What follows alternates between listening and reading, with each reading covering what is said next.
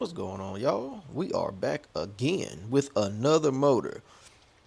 So maybe a video or two ago, you saw the video, or maybe you didn't, with the black motor, which was the Lifan 167 FMM.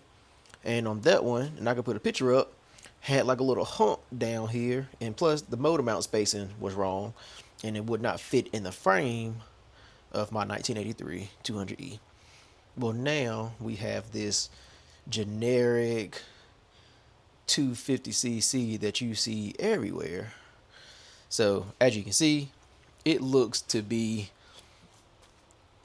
except for starter placement, the pretty much exact same motor. The most important part here for me is that my stock 200E motor mounts line up perfectly. So I am confident that this is going to go right into my 1983 200E frame. I did buy the wiring harness off of Amazon, but this is the wiring harness that was recommended for the Lifan. So we are going to see if that works. Alright, y'all, my mic is dead, so it might sound a little weirder than normal, but I got everything wired up. So a lot of these plugs can be plugged into the same thing, so I like to lay the harness out, and it's kind of hard to see now, there's all stuff on the table, but I like to lay the harness out. That way you can kind of see where things kind of go. With these two plugs, these can plug interchangeably, but one of these is going to be the kill switch. The other one is going to be the starter switch. If you just match the red and yellow together, then that you'll be good on that. And then with this one, I don't think it matters if the green and black and red is backwards or not. I think it's just looking for continuity between both of them. So the kill switch doesn't matter if it's backwards or not, and then the start switch shouldn't matter either, because they're just looking to see that they're connected. These two here with the clips, these are going to be your clutch switch. So when the clutch is engaged, the two connect. So I'm going to clip this down into the harness and connect them together, because I'm not running the clutch safety switch.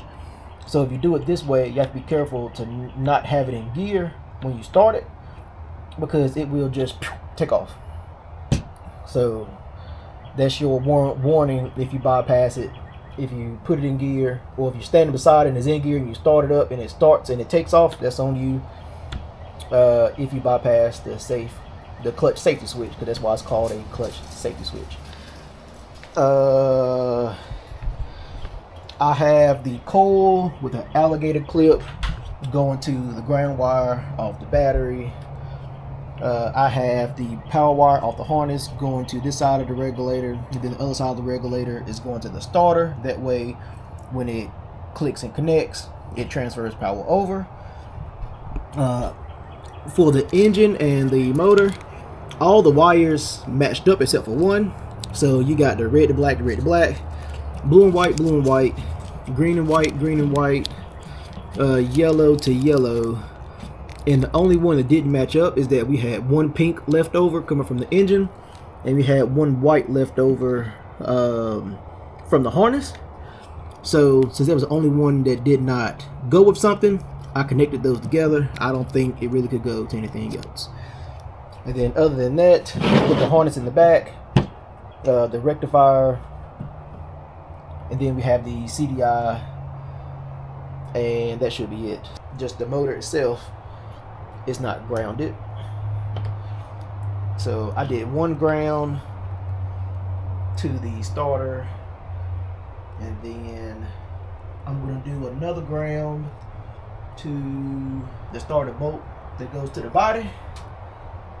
And if this works, I will put the starter came with the kit back on. Let's see what we got now. Oh, there we go. There we go. Here we go. Here we go. Here we go. So if you are trying to do a test start outside, make sure that you have some grounds hooked up to it. Let's see if this even works, because a lot of people buy these Chinese harnesses and they're made in, you know, numerous factories, and they've reported that wires will be crossed on harnesses and stuff won't work, and you got to troubleshoot and all this other stuff. So let's see if we have spark. Oh, do we have spark? Let's see if we have spark. Spark is important. Let me ground, because the coil is not grounded. So let's just ground everything. It should be grounded. Oh, we got spark. All right, so the coil also need to be grounded. So I don't know if you can see that. So let me put it up here. It should spark right here too. Focus, focus. All right, so pay attention.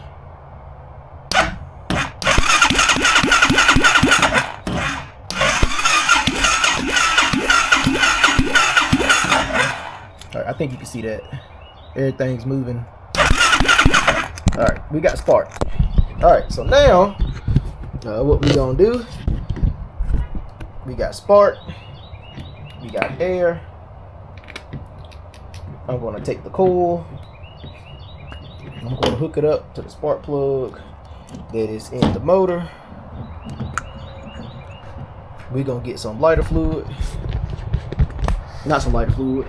We're gonna get some starter fluid, and we're gonna see if it pop off. Where's my starter fluid at?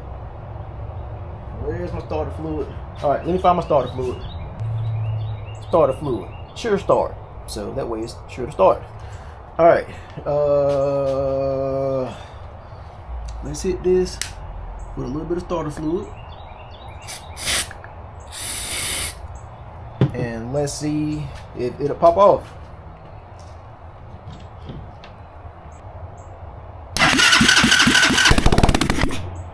Hey, it runs. It runs. Now I don't want to run it too much because it ain't got no exhaust on it. I wasn't expecting for this Chinese wiring to work in my favor. So let's pop it off one more time.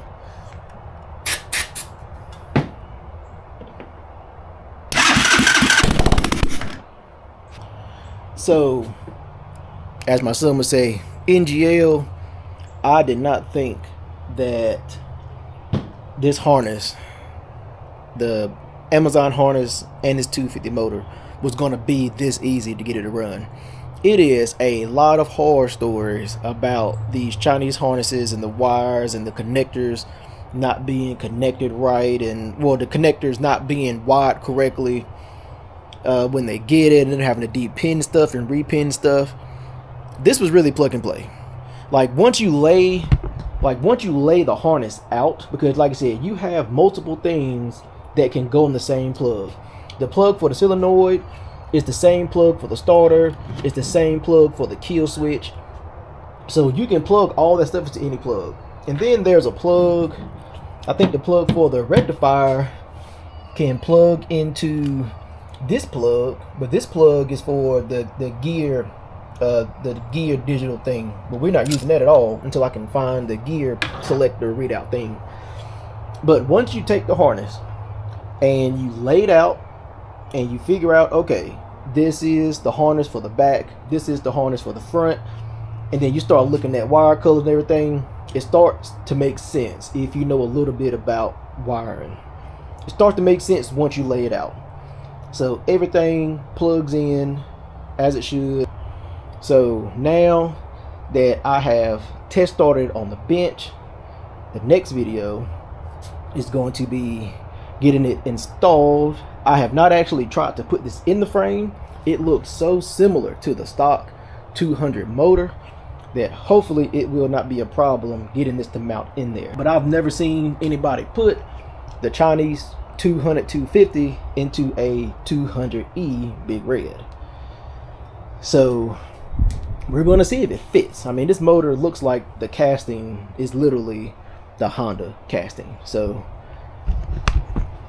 I'm shining. Hopefully it fits. And on the next video, my plan is to get it in the frame, get the wiring on, get the chain on, put a gas source on it, and take it for a ride. So it's 4 o'clock right now. I'm gonna try to at least get the motor in the frame today and try to get the wiring done. So, like everything you do, think, build, enjoy. Peace.